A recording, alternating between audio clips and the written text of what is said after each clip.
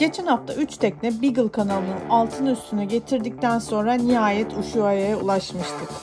Bu hafta Bogdana bize katıldı. Doğulu sert hava, kumanya hazırlıkları, mazot operasyonu ve mangal partisi derken hafta bir solukta geçti.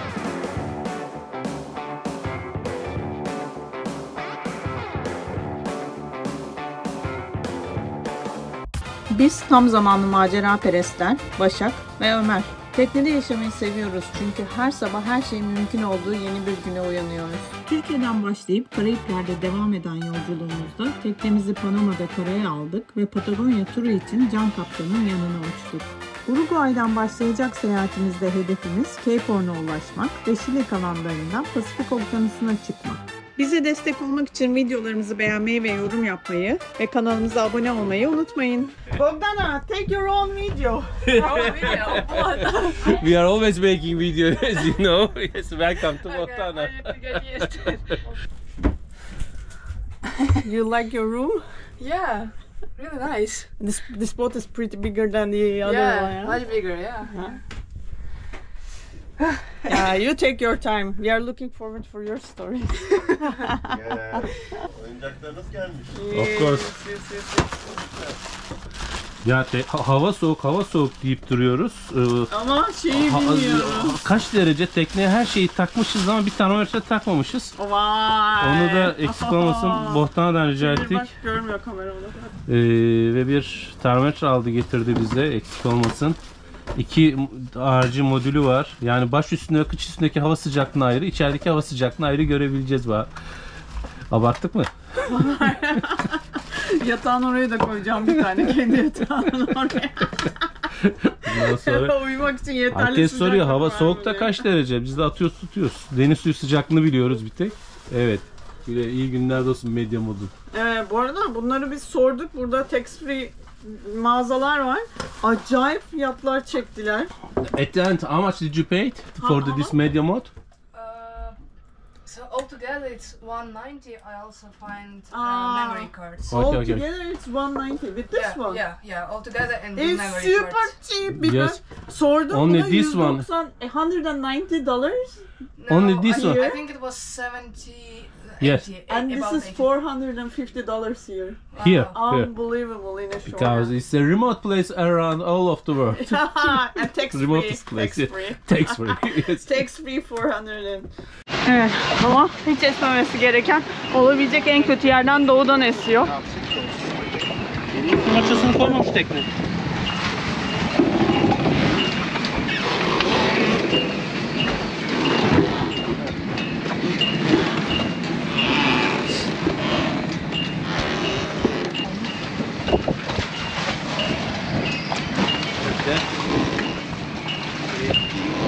Bekle. Basıyoruz. Hadi.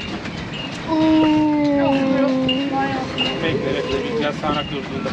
Evet hadi. Hadi. Şimdi. Evet. Biraz daha. Evet. Biraz daha. Tamam yeter bebeğim. Fazla kaldırma. Adamın vardiyalarına bağla onu.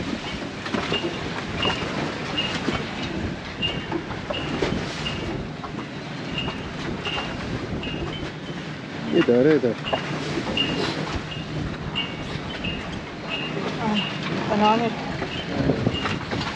Şimdi iyice. En azından vardiyalarımız. Evet şimdi oldu. Bir şey esiyor ama yönü yanlış olunca işte. Adam ne dedi? Mato yazsana bir Peter'a nerede? Kalkmamız gerekebilir birazdan. Bu havanın arkası sertleyecek. Burada pek bir kalmıyor. Tamam hocam.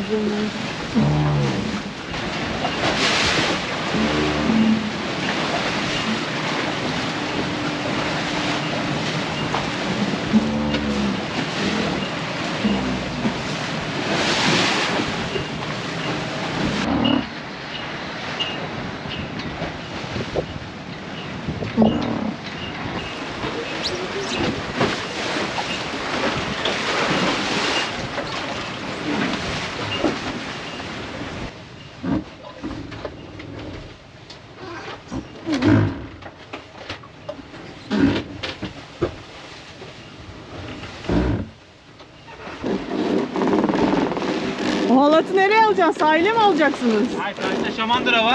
Tonoz var, tonoza bağlayacağız da. Şimdi üstünde kalırsa bizde arada dert olur. Tamamen burada dursun. Sonra alırız geriye. Bu sesi aldı mı bilmiyorum. Yapmaya çalıştığımız şu. Şurada açıkta bir tane şamandıra var. O şamandıraya halat alıp tekneleri biraz ayırmaya çalışmak. Eğer tonoz sağlamsa zıplar dururlar. Sorun yok. Açarız güzelce. Yarımşar metre.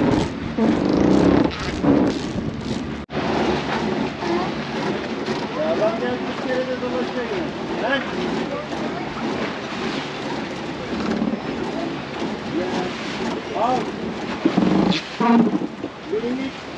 We are waiting Marina guy to take line to mooring buoy.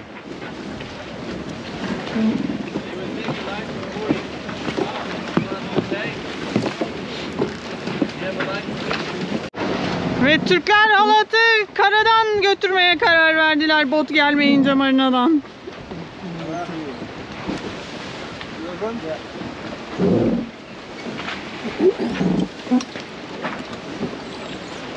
Onun yerine lazerinaya atsana bebeğim onu. Oraya nasıl atacağım geçmez.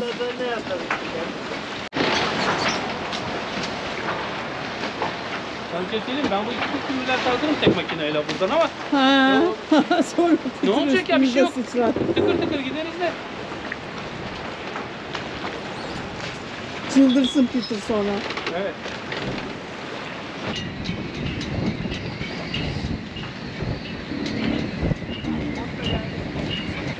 So, change of weather.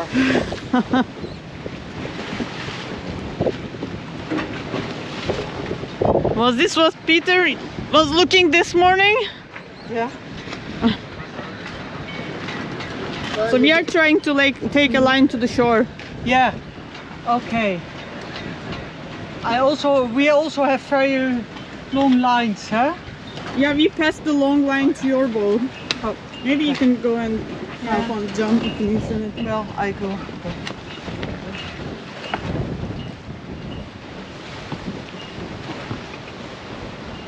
Up to the beach. Şurada bir küçük toplu iğne başı gibiler.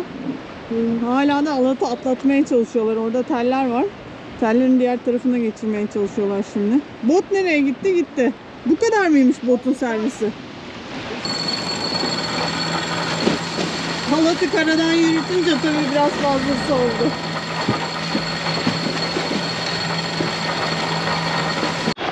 Evet. Karşı kıyıya bağladık tekneyi. 220 metre kadarla. Buradan bu koltuğu biraz rahatlatacağız. Sonra bize ikinci koltuğu alacağız ve tekneler oldukları yerde mesafeli olarak zıplayıp duracaklar bir müddet. Bakalım. Peter gelirse kalkarız alargana. Maat oradan kıç halatlarını salıyor. Biz de buradan Rıhtımdan sahile açıyoruz. doğru başımızı açıyoruz. Sonra ne yapıyoruz? Bizim tekneye gidiyoruz. Biz öbür tekneden yeterince açılmış mıyız? Ona bakıyoruz. Çünkü bordolarımızın boyları eşit olmadığı için. Let's check, let's check. Evet, biraz görülen üzere açıldık.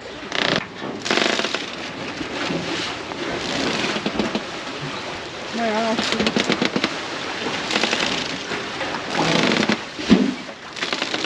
Nereden geldi o ses? Ben de dedim o ses nereden geldi zaten. Gönder gönder gönder hemen bak. Alttan.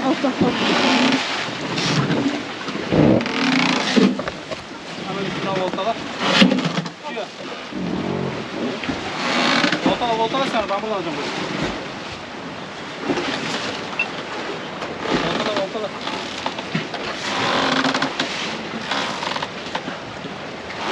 Ne oraya kasa?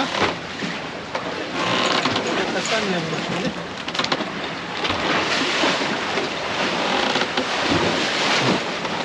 Nazar değdirdik halatlara çok güzeller diye.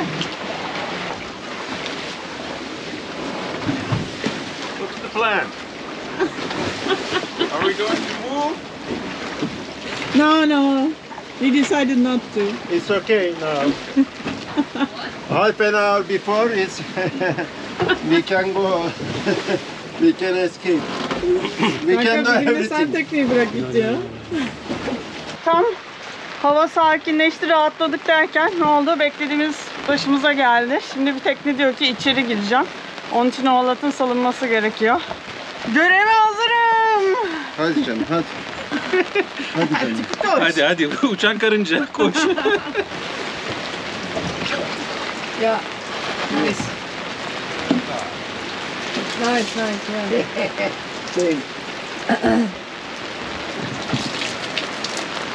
Ne oldu? Ha, cheers reach. Tabii ki yokluğumda hiçbir şey çekmemişler. Ama halatı alamıyorlar çünkü üstünde çok kert var şu an. Bakalım.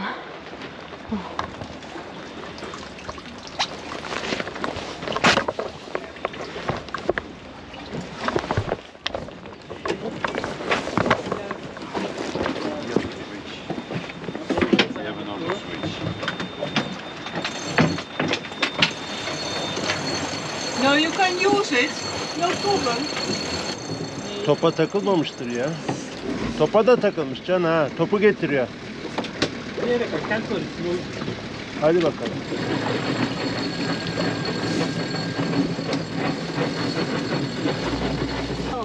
The whole sea life. Yes. We are making too much tension here. No.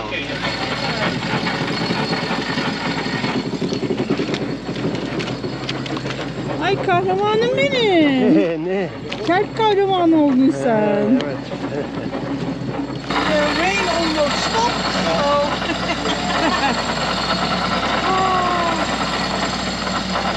Okay, go to the other side. Yeah, we're going to the other.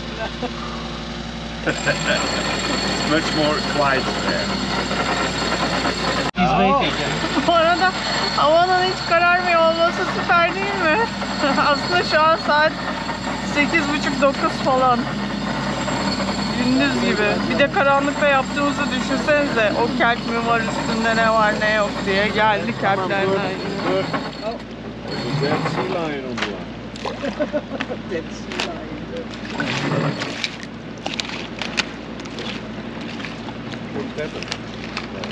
Don't cut the rope. Tatlım. Şunu On the top of the cabin trunk is good.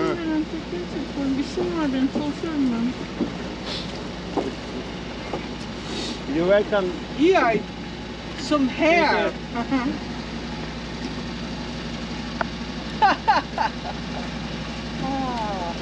But your idea to take line, eh? Yeah. Yes, take a round. Dün bayağı bir yorulmuşuz. Saat 10, daha yeni uyandık. Şimdi Cornflakes'e karnımızı doyurmaya çalışıyoruz. Çünkü neden? 2 ayağımızı bir pabuca sokmayı başardık yine. Bugüne aramızda Asado Partisi organize edenler var. Şimdi şöyle çok yoğun bir programımız var. Saat 2'de mazot gelecek. Saat 3'te Asado Partisi başlayacak. Çünkü saat 7'de Asado Partisi'nin bitmiş olması gerekiyor. Kulübün sosyal tesislerini saat 3 ile 7 arasında rezerve ettik. Tabii ki bu arada alışverişe gidilmesi gerekiyor Asado için. Ve işte yanındaki salataydı bilmem neydi neyse onun da yapılmış olması gerekiyor. Bütün bunların hepsini bir güne sığdırdık ki akşama pert olalım biz. Hiç halimiz kalmasın. Değil mi Ömer Hocam? Asado candır. Sana tavuk da alırız Ömer. Yok ben et yerim canım. Bu kıza şey alalım ama. Ona sebze alacağız. Mangala atılan uzun şeyler neydi? Pişirdiğimiz. Artistik şeyden bahsediyor. Ha evet. What was the veggies like this? The fancy veggie for you. Fancy veggie. Ha. Lux restaurant served with meat. green. Kuşkonmaz, kuşkonmaz. Kuşkonmaz. Asparagus. Asparagus, yeah. Yeah, for you. No, on barbecue mushrooms, it's really good. Ah, good.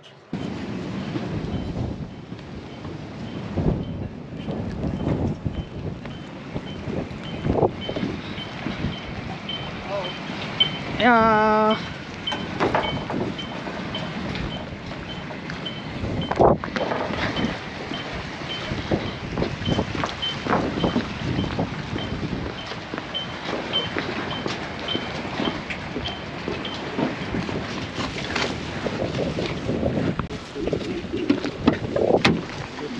Hola. Hola. Biz dedik ki ilk önce dedik ki Ömer dedi ki beraber gidelim alışveriş yapmaya. Sonra ben dedim ki ben etten ne anlarım? Can'la beraber gidin. Can dedi ki ben de anlamam. Zaten boktanla et yemiyor. O hiç ben anlamam dedi. Onun için dedik ki hep beraber alışverişe gidelim. Gitmişken de bütün nevaleyi toplayalım ki bugün iyice program sıkışsın böyle. Şimdi Carrefour'a gidiyoruz. Allah'tan Carrefour var da biraz sistemini bildiğimiz bir alışveriş.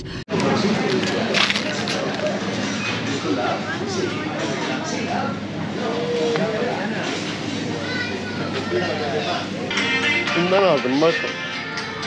12 tane. En ucuzsa. Şurada da var.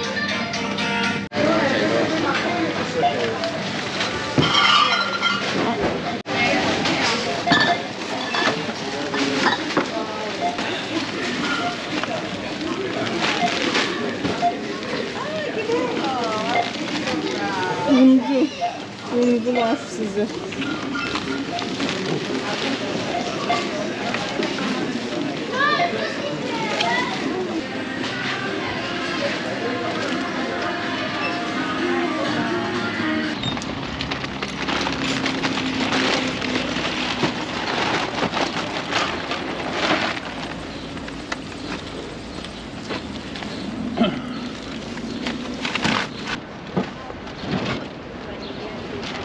Orada unlar var abi. Onları da koyalım arkada. Ne oldu? Ne oldu? Ha.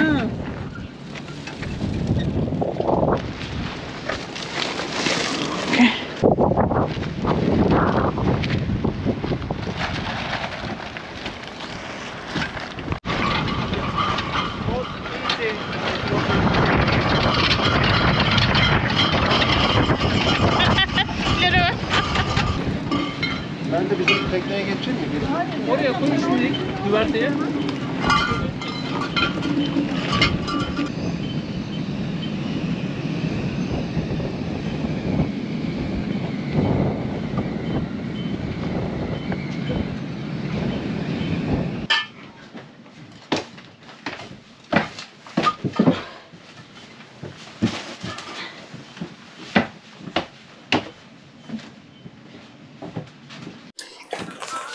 Biz geldik tekneye, her şeyi yerleştirdik. Bayağı toparlandık da sayılır.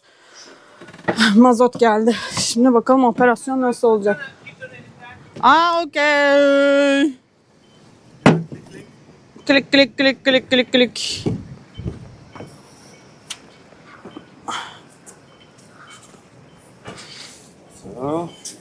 Okey.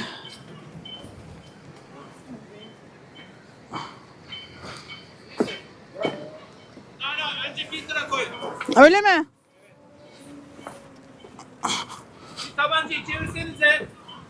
Ya. Çevir bakalım bir tarafa, ne oluyor? Kan var burada da, çok kan var hala. Ha. Yetti. Hazır mı?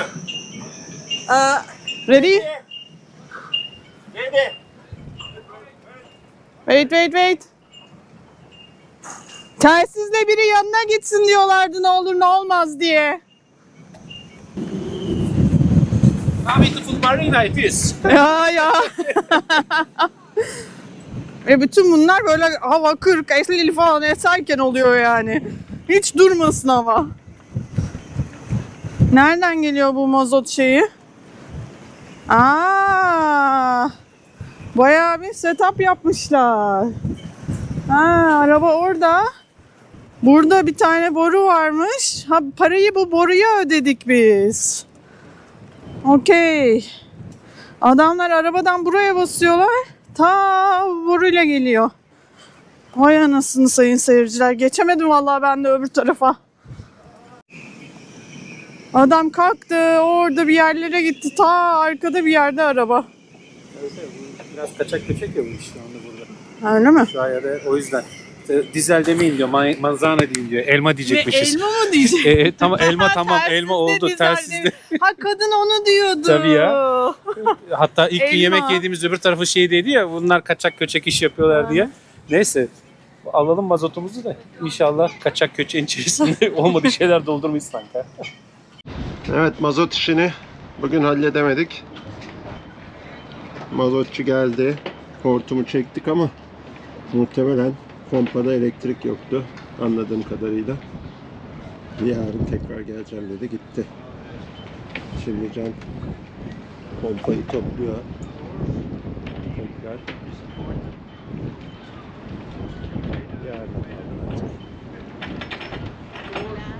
Günlük koşturmacamızda saat 3. Are we ready? Ready for asado. Ömer Hocam meşhur patates salatasını yaptı. Oh, burada mantarlarımız var. Canı mangalı yaksın diye zaten bir yarım saat önce göndermiştik. Hadi. Hadi mi? Alıyor mu çantayı? Yok, almıyorum çanta. Bunu. Tamam, alacağız onu. Sen al o zaman onu. Tamam. Şeyde mantarları alsın. Marina'nın tesisleri de burası. Soldakiler tuvaletler. Orada küçük bir atölye var. İşte burayı da böyle biz kullanacağız dediğin zaman sana veriyorlar. Aynı zamanda herhalde dışarıdan gelen insanlara falan da kiralıyorlar. Biz de Arjantin'den öğrendik bunu. Her gittiğin yerde mangalı patlatacaksın. Onun için dedik ki herkesi toplayalım. Mangal yapalım. Bizim zaten işte 3 tekneyiz. Bir de diğer tekneleri de söyledik. Hola. Ta ta ta ta.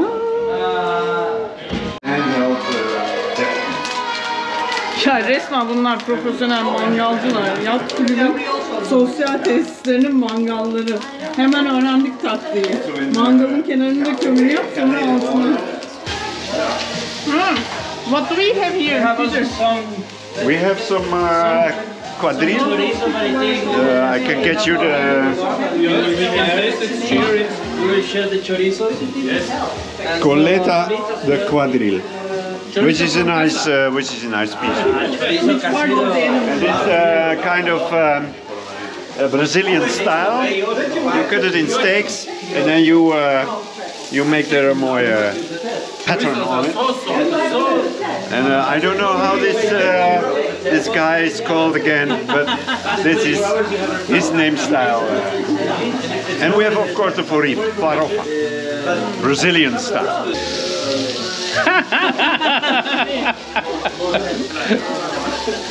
Vay be, yakalandık gene. Gene iş üstünde yakalandık. Herkes orada mangal başında muhabbette. Biz Can'la ikimiz masada yemek peşinde. Benim özel pişmiş kanlı etlerim var. Çünkü ben böyle seviyorum. Hayvanı kanlı. Ve Canlı. kanlı ve canlı. Ve gittik biz Carrefour'dan aldık bu etleri. Yani paketli et aldık. Acayip lezzetliler yani. Çok güzeller. And that is cold stuff. It's vegetarian. Who's eating? You're eating too? Ve bu arada bence There you go. Arjantin etlerin şöyle bir özelliği var. Would like to try. Bizde nedense ya hayvanın neresini alırsan al hemen hemen aynı lezzette. Burada gerçekten hayvanın neresinin olduğunun lezzeti değişiyor. Çok saçma anlattım konuyu ama anladın mı? Yok haklısın. Şimdi sen standart markete gidince zaten hep verdikleri yerler aynı antin kuntin yerlerdir. Burada etin bolluğundan biz doğru parçaları, doğru şeylere ulaşabiliyoruz. Ya resmen lezzeti değişiyor yani parçaya göre ve bunu yani biz profesyonel et yiyiciler değiliz sonuçta. Here full time? Et mangala koydum, suyu damlamaya başladı. Yok böyle bir şey. Profesyonel yiyici de sayılabilirim ben aslında.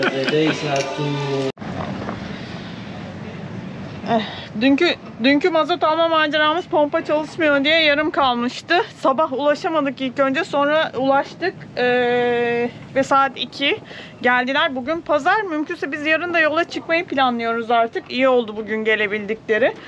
Şu an pompa da çalışıyor. Hat burada bizde ve buradan Bestafar'a geçiyor. İlk önce onlar depoyu dolduracaklar. Sonra kalanını biz alacağız. Onlar şu an 400-450. Peter, do you have it now there? There is flowing diesel. Yes, it's flowing We have a now. flowing diesel. Yay! I'm happy. Everybody can see this. Tatlışlar ne? Şurada hazır olduğu bekliyorlar. Bunlara dar geldi zaten. Sabahtan beri burada dizel bekliyorlar diye. Ne gezmeye gidebildiler, ne yürüyüşe gidebildiler. Hiçbir şey yapamadılar. Tabii ki daraldılar. Benim çocukların uyanmaz evden çıkması lazım. Mutlu son. Almıyor Allah'tan sesinizi. Anlatın anlatın. Happy end diyorum, happy end. Almaz diyorum oradan, almaz. Patron mutlu son istiyor. So is this a must that you get this close? You have to listen to the noise. Now it's a low, but when the tone is going up, it's full. So then you have to stop. Otherwise, you get all the diesel in your face. See In the you. water. In the water, of course. Listening to the tone is very important. Hola.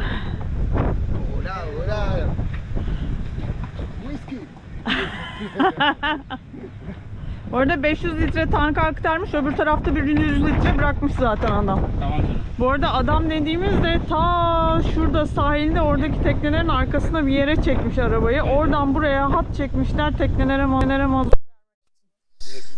İşte zaten hizmet parası diye ödeme yaptığımız şey de tam olarak bu boru hattı. 150 dolar, 75 Bestafer, 75 biz ödedik. 150 dolar hizmet parası alıyorlar benzin istasyonundan buraya mazot taşımak için. Vallahi iyi kurmuşlar sistemi. Nereye gittiler mi bile? Tabii tabii. Ne kadar hızlı gerçekleşti olaylar. Kaçıyorlar. They're running away with gas. Good drink.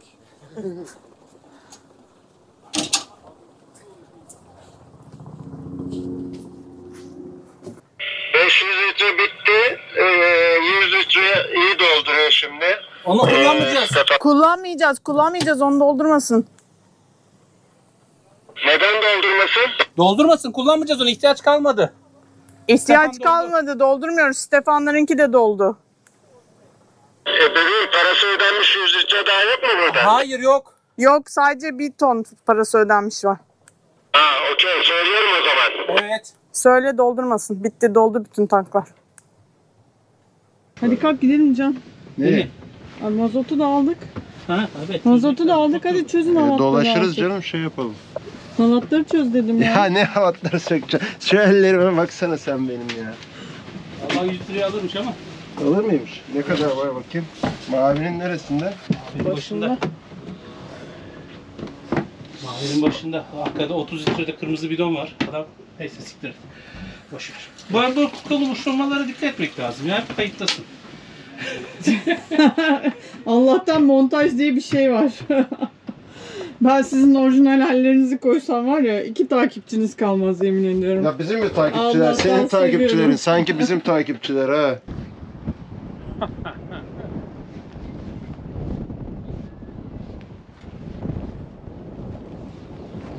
Her yerde Türk'üz.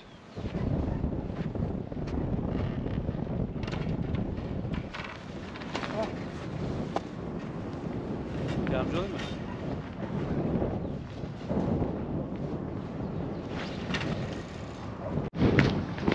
Biz yarın Ushuaia'dan ayrılıyoruz. Ama fark ettik ki size hiç Ushuaia'yı göstermedik. Onun için bugün turistik bir tura gitmeye karar verdik. Mazot işi halloldu. Alışverişte eksiklerimiz var ama karşı tarafta Şili'de, Porto Williams'ta da süpermarket var. Zannetmeyin ki burası gerçekten dünyanın sonu. Evet, bu doğru değil. Ushuaia dünyanın sonu değil bu arada.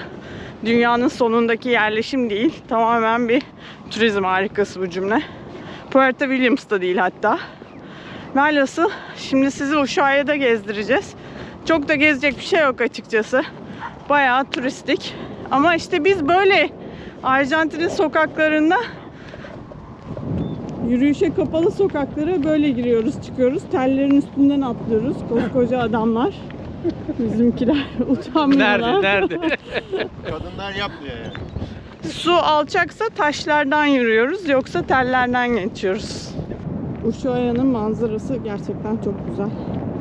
Etrafı sarp kayalıklarla, dağlarla dolu, karlı dağlarla dolu bir koy burası. İşte bunun içinde çok korunaklı. Doğu rüzgarı hariç, geçen gün yediğimiz doğu rüzgarı hariç. Geçen gün doğulu rüzgar estiğinde doğu tam şu taraf. Yani koyun ağzının açık olduğu yer. Oradan dalga gelmeye başladı. Zaten rüzgardan çok asıl sıkıntı dalgaydı. Dalgada tekneler vurup kalkmaya başlayınca ve birbirlerinin boyları da eşit olmadığı için, özellikle üstüne aborda olduğumuz lacivert tekne bizden biraz daha yüksek olduğu için sıkıntı yaşadık. Onun dışında ne eserse essin, dalga kaldırmadığı için aslında sıkıntı olmuyor. Ve şu karşıki tepe. Ama görünmüyor herhalde GoPro'yla. Biz buraya 12 sene önce geldiğimizde şu karşıki tepedeki binaların hiçbiri yoktu. Yavaş yavaş ormanın içerisinde evlere yer açmışlar. Ve işte Ushuaia tabelası. Herkes ilk önce otobüslerle buraya geliyor. Ver seni çekeyim istersen önde. Ushuaia, ay dur saçım başım birbirine karıştı. Bak. Neredeyiz biz? Ushuaia tabelasındayım. Eksik kalmayayım ben de. Bunlar erkek turistler oluyor. Dur geliyorum sana da geliyorum. Ben de turistim, beni de çek. Boydan, profilden alalım. Evet, ilk önce burada fotoğrafımızı çektiriyoruz, sonra devam ediyoruz. Bak sıra var, fotoğraf sırası. Böyle bir yer işte Ushuaia. Siz de mi buradaydınız? Gençler, sizi Ushuaia'ya karşı çok ilgisiz buldum ben. Bebeğim, kaçıncı gezişimiz? Geziyoruz. Kaçıncı gezişimiz ama? Sen ilk gün çekecektin bizi.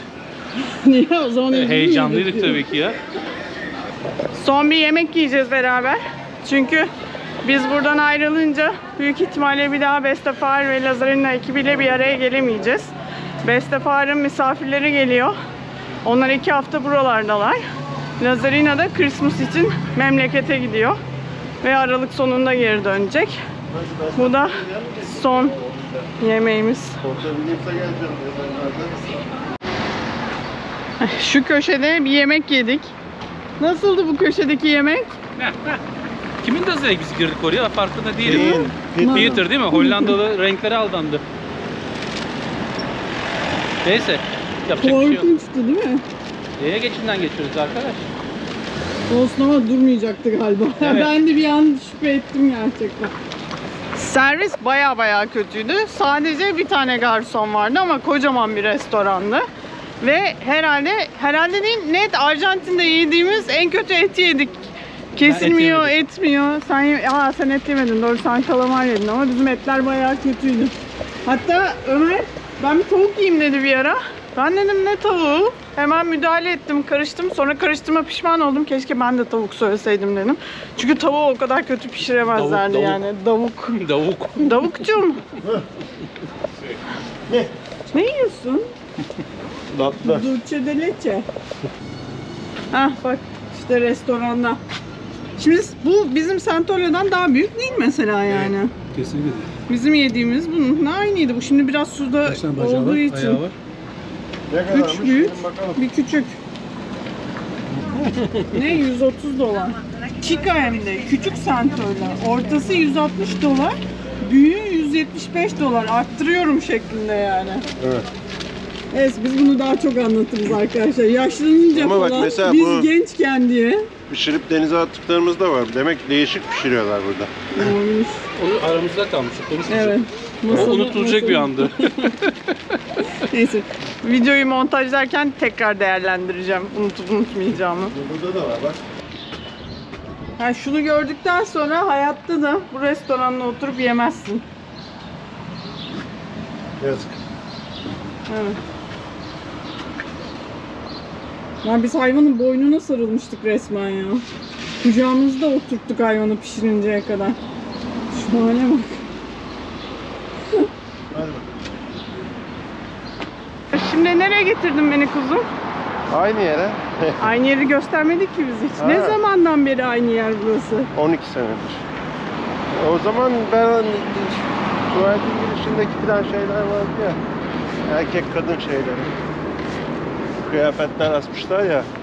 Onlara hoşuma gitmişti. Biz içki içmiştik o zaman. Fazla da yememiştik herhalde, değil mi? Yedik diye hatırlıyorum ben.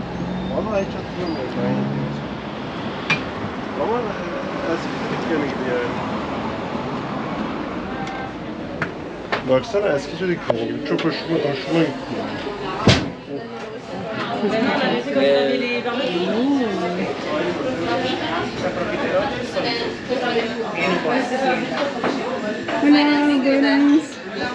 Also with a Oh la la. What did you have? no, just a potato. Patates bravas. Patat. Bravo. They are not pomfrits. They say no.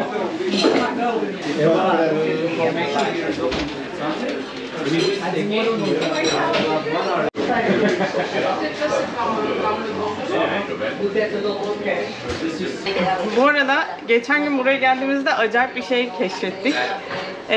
Garson çocuklardan biri söyledi. Çünkü buraya geldiğinizde böyle ekmekle beraber piyaz getiriyorlar ve bayağı bildiğiniz piyaz getiriyorlar. Bize çok sevdik. Aa işte lezzeti bizim yediklerimize çok yakın vesaire. Onlar da bize sordular siz nereden geliyorsunuz diye. Biz Türk'üz deyince dediler ki restoranın sahibi aslında bir Türk.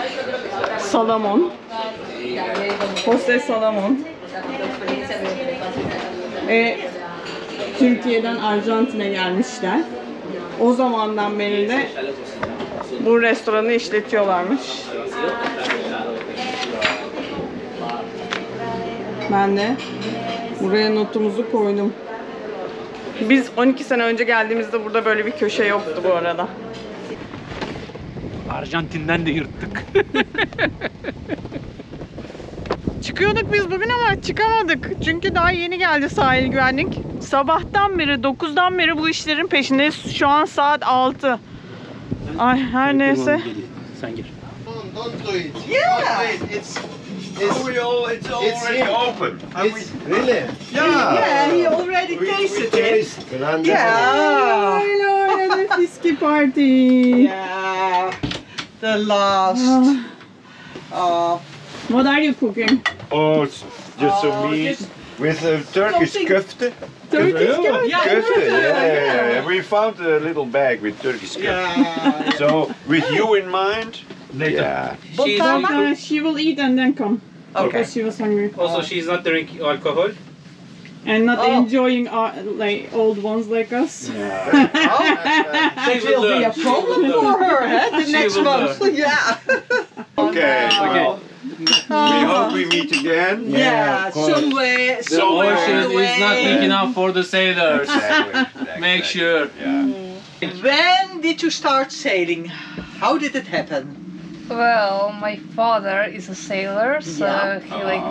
You were born on a ship. Yeah, I was like from a childhood, but like I started in the sailing school when I was 8. Yeah. An Optimist, of course, my favorite boat still. And yeah, like I took part in competitions around Ukraine. I was a champion of Ukraine in 2013. But we always, like every now and then, we took part in competitions like on the Black Sea. Yeah, like basically on the Black Sea, most of the time, yeah. Okay. And then I moved to Odessa and like continued sailing, but started in Kiev. Oh, okay. Yeah, and then my dad, we moved to Odessa, and my dad had a boat. He built it by himself for 7 years. Okay. Oh, nice. Nice And job. what kind of boat? Dixie Wood 34. or aluminum or Dixie 34. Wood. wood? Wooden boat, yeah. Cold you had molded him? wood. No, I was 3 when he started. Okay. Yeah, but And then how many years did it take? 7. Yeah, but like then we moved to Odessa and I started to help him Okay. as a deckhand. I mean, I didn't want to, but like he said, yeah, you can make some money, so yeah, I agreed. Okay. Okay.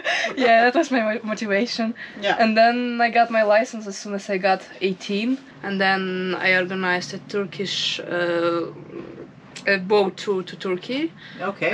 like a week So a charter. long trip.